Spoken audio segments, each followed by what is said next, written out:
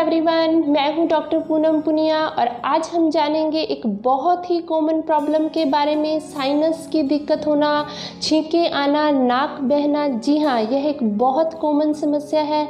हमारे आज के इस वीडियो में हम जानेंगे साइनस के क्या कारण हैं, इसमें क्या हम खान पान संबंधी सावधानियां रख सकते हैं, क्या इसमें घरेलू और आयुर्वेदिक उपचार किए जा सकते हैं, ये सारी जानकारियाँ लेंगे। हम और भी हेल्थ और आयुर्वेद संबंधी वीडियोस बनाते हैं। अगर आप अपने स्वास्थ्य को लेकर जागरूक हैं और सही जानकारियां चाहते हैं तो कृपया हमारे चैनल को नीचे दिए सब्सक्राइब बटन और साथ लगी बेल आइकन को प्रेस करके आने वाले वीडियोस के लिए ज़रूर सब्सक्राइब कर लें। वैसे तो हमारे नाक के दोनों ओर, माथे पर, आँखों के नीचे साइनस हर व्यक्ति के शरीर में होते हैं, लेकिन जब कभी इनमें सोजिश आ जाती है, इन्फ्लामेशन हो जाती है या इनमें कफ बनना शुरू हो जाता है, म्यूकस ज़्यादा बनना शुरू हो जाता है, तो ये इन्फ्लामेशन हो जाती है, सोजिश आने की ये कंडीशन होती है। ये साइनोसाइटिस आम भाषा में जिसे हम साइनस की बीमारी होना बोलते हैं। अगर कारणों की बात करी जाए, किन कारणों से यह समस्या होती है, तो हमारे पास बहुत सारे ऐसे रोगी आते हैं जो हमें बताते हैं जी हमें मौसम के बदलाव के कारण यह समस्या आती है। एलर्जिक कंडीशन हो सकती है, आपको धुएं से, धूल से, मिट्टी से, डस्ट से, पोलन ग्रेन से एलर्जी हो सकती है। कुछ रोगी हमें आकर बताते हैं जी आटा छानते समय आटे से एलर्जी होकर हमें छींकें शुरू हो जाती हैं, साइनस की दिक्कत आनी शुरू हो जाती है। तो ये सारा कारण एलर्जी सबसे बड़ा इसमें कारण है। दूसरा जो कारण है इन्फेक्शन का ज़्यादा होना, वायरल इन्फेक्शन हो जाए या बैक्टीरियल इन्फेक्शन हो जाए तो उससे साइनस में इन्फ्लामेशन हो जाती है, सोजिश आ जाती है, जिसके कारण भी यह समस्या आती है। कुछ लोग जो पशु पालते हैं तो उनको पशुओं के बालों से एलर्जी बन जाती है, जिससे साइनसिस में इन्फ्लामेशन होकर साइनोसाइटिस की कंडीशन देखने में आती है। कई लोगों के शरीर में कफ दोष जब बड़ा हुआ होता है तो पुराना नज़ला, पुराना जुखाम भी साइनस का रूप ले लेता है। अगर लक्षणों की बात करी जाए तो ऐसे रोगियों में कईयों में तो नाक बिल्कुल बंद हो जाती है, कईयों की नाक ज़्यादा बहने लग जाती है, सांस लेने में कठिनाई होती है। अक्सर लोग देखे जाते हैं मुंह खोलकर सांस लेते हैं जिनको साइनस की दिक्कत होती है, सांस लेने में बहुत मुश्किल हो जाता है। बोलने में भी उनको कठिनाई होती है क्योंकि कफ जमा होता है, इसलिए बोलना, उनका प्रोनाउंसिएशन भी प्रॉपर नहीं हो पाता। जब दिक्कत ज़्यादा बढ़ जाती है तो आँखों की रोशनी भी, नज़र भी धीरे धीरे कमज़ोर होनी शुरू हो जाती है। ऐसे लोगों के बाल भी देखे जाते हैं सफ़ेद होने शुरू हो जाते हैं और या बाल झड़ने की भी समस्या आनी शुरू हो जाती है। अगर आप साइनस की समस्या से परेशान हैं तो इसमें आपको क्या क्या सावधानियां रखनी चाहिए। सबसे पहले तो आपको जिस चीज़ से एलर्जी है उससे बचना चाहिए, चाहे यह धूल से है, मिट्टी से है, धुएं से है, उस चीज़ से आपको बचना चाहिए। ये सबसे बड़ा है। अगर मजबूरी में कभी ऐसी जगह जाना भी पड़े तो मास्क वगैरह अपना प्रॉपर प्रोटेक्शन के साथ आपको जाना चाहिए। दूसरा, ठंडी चीज़ों से आप बचें, फ्रिज की ठंडी चीज़ें, ठंडा पानी। बच्चों में भी यह दिक्कत देखने में आ रही है, ठंडी आइसक्रीम्स वगैरह के प्रयोग से, कोल्ड ड्रिंक्स के प्रयोग से आप बचें।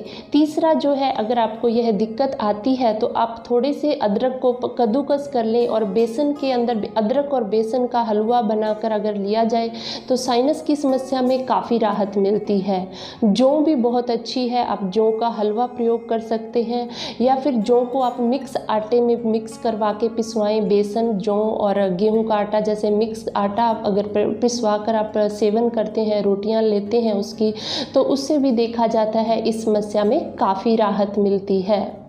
गुड़ के साथ भुने हुए चने खाना भी साइनस के रोगियों के लिए बहुत फ़ायदेमंद होता है। सभी प्रकार के नज़ला, छींक, जुखाम के लिए भी ये काफ़ी अच्छे होते हैं। इसके अलावा सब्जी का सूप आप ले सकते हैं, सब्जियों का, हरी पत्तेदार सब्जियों का सूप आप लहसुन और प्याज के साथ लेते हैं, उससे भी देखा जाता है साइनस की समस्या में काफ़ी राहत मिलती है। खजूर को या फिर अंजीर को आप भिगोकर अगर लेते हैं, 2-3 खजूर या 2-3 अंजीर अगर आप लेते हैं तो भी देखा जाता है साइनस के रोगियों में काफ़ी लाभ मिलता है।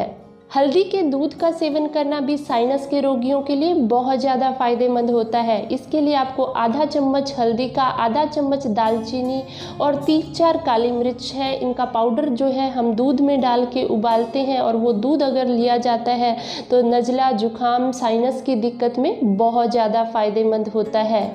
अगर आप नज़ला, जुखाम, साइनस से परेशान हैं तो अपने नेज़ल कैविटी है, अपने नाक के का प्रॉपर हाइड्रेशन बहुत ज़रूरी है।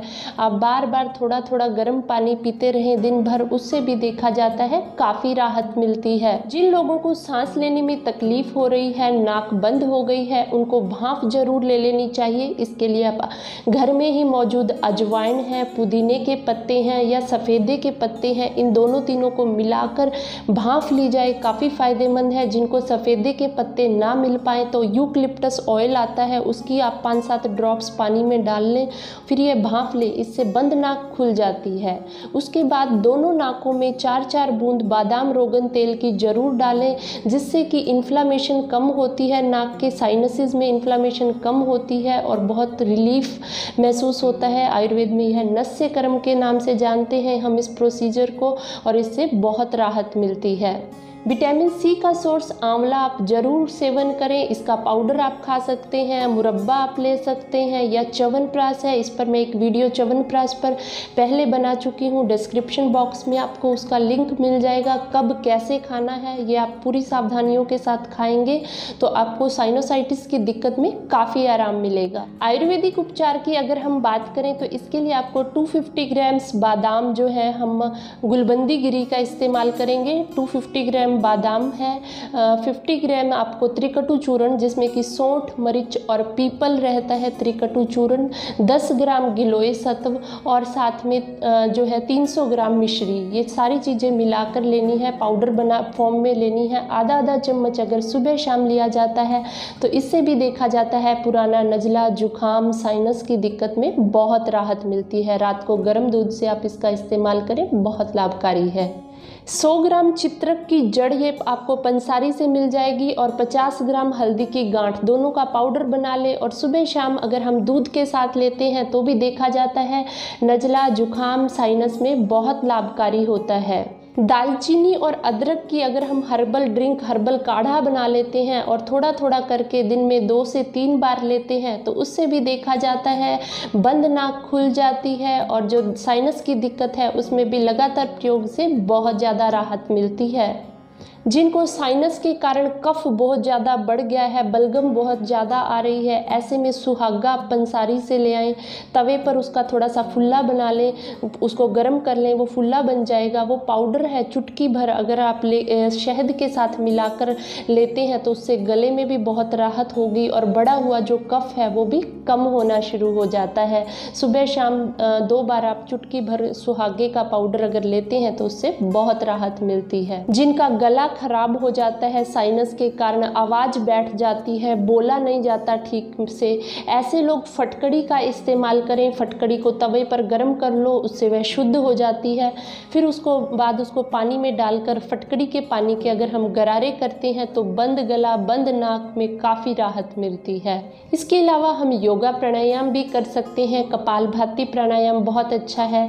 धीरे धीरे अभ्यास से अनुलोम विलोम का भी अभ्यास किया जाए तो इससे काफ़ी राहत मिलती है।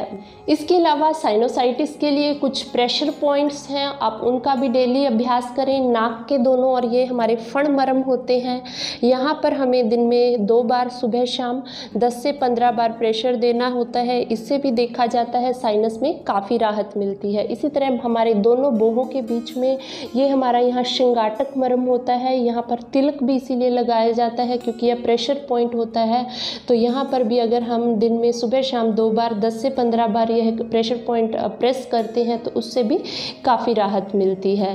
तो ये छोटे छोटे उपाय हैं लेकिन बहुत महत्वपूर्ण है। अगर आप इनको ध्यान में रखेंगे, पूरे परहेज के साथ आप दवाओं का भी सेवन करेंगे तो बहुत हद तक इस समस्या से राहत मिल सकती है।